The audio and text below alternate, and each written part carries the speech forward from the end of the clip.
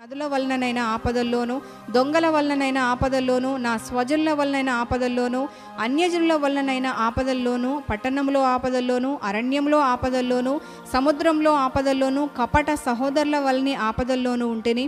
ప్రయాసతోనూ కష్టములతోనూ, తరచుగా జాగరణములతోనూ, ఆకలి దప్పులతోనూ, తరచుగా ఉపవాసములతోనూ, చలితోనూ దిగంబరత్వముతోనూ ఉంటిని. ఇంకను చెప్పవలసినవి అనేకములున్నవి. ఇవియునుగాక సంఘములన్నిటిని గూర్చిన చింతయు కలదు. ఈ భారము దినదినమును నాకు కలుగుచున్నది. ఎవడైనను బలహీనుడాయినా నేను బలహీనుడను కానా? ఎవడైనా తొట్టుపడినా నాకును మంట కలగదా? అతిశయపడవలసి ఉంటే నేను నా బలహీనత విషయమైన సంగతులను గూర్చి అతిశయపడుదును. నేను అబద్ధం ఆడుట లేదని నిరంతరం స్తుతింపబడుచున్న మన ప్రభువు యేసు యొక్క తండ్రి అయిన దేవుడు ఎరుగును అని చెప్పేసి ఇవన్నీ తన శ్రమలాంటి అన్నిటిని వివరిస్తూ వస్తున్నాడు.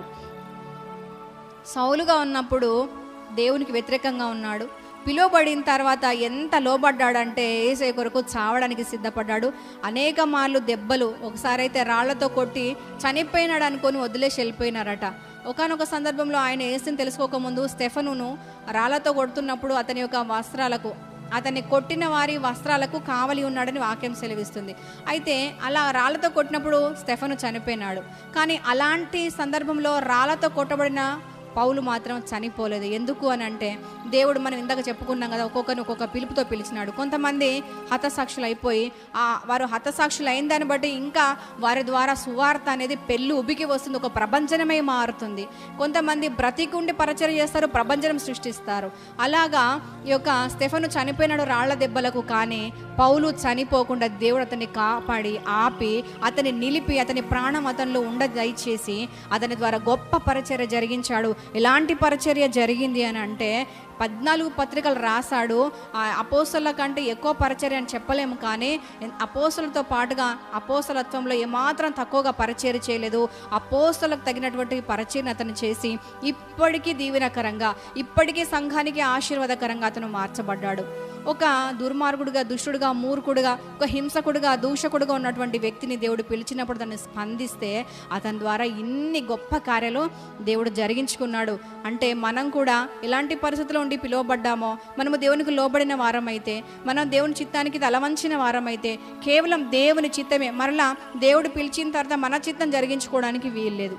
మనము పిలువబడిన తర్వాత దేవుని చిత్తం జరిగించే వారమే అయితే మన ద్వారా గొప్ప కార్యములు ఇలాగ దేవుడు జరిగించుకొని తన సంఘానికి దీవెనగా మనల్ని నిలబెడతాడు. కాబట్టి ఈరోజు పిలువబడిన పిలుపుకు లోబడినటువంటి పౌలు గురించి మనం తెలుసుకున్నాం.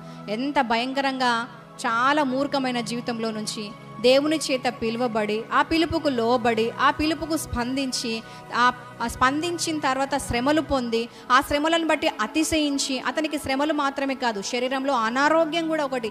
ఎక్కడికి వెళ్ళినా అందరితో శ్రమలే, ఎక్కడికి వెళ్ళినా అందరితో సమస్యలే. ప్రతి సమాజం అతని బాధించింది.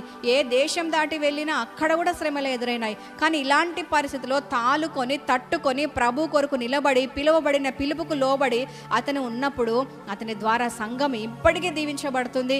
ఈ భూమి ఉన్నంత వరకు, ఈ బైబిల్ గ్రంథం ఉన్నంత వరకు, ఇంకా భూమి ఉన్నంత వరకు కూడా సంఘానికి దీవెనకరంగా అతను ఉండబోతున్నాడు. కాబట్టి ఈరోజు దేవుని చేత పిలువబడిన మనం ఎలాంటి పిలుపు మనల్ని పిలిచినాడో, హెచ్చరిక చేసినాడా, పిలిచినాడా, ఒక సూచన ఇచ్చినాడా, ఒక సలహా ఇచ్చినాడా దేవుడు, దానికి మనము లోబడి మనం నిలబడదాం.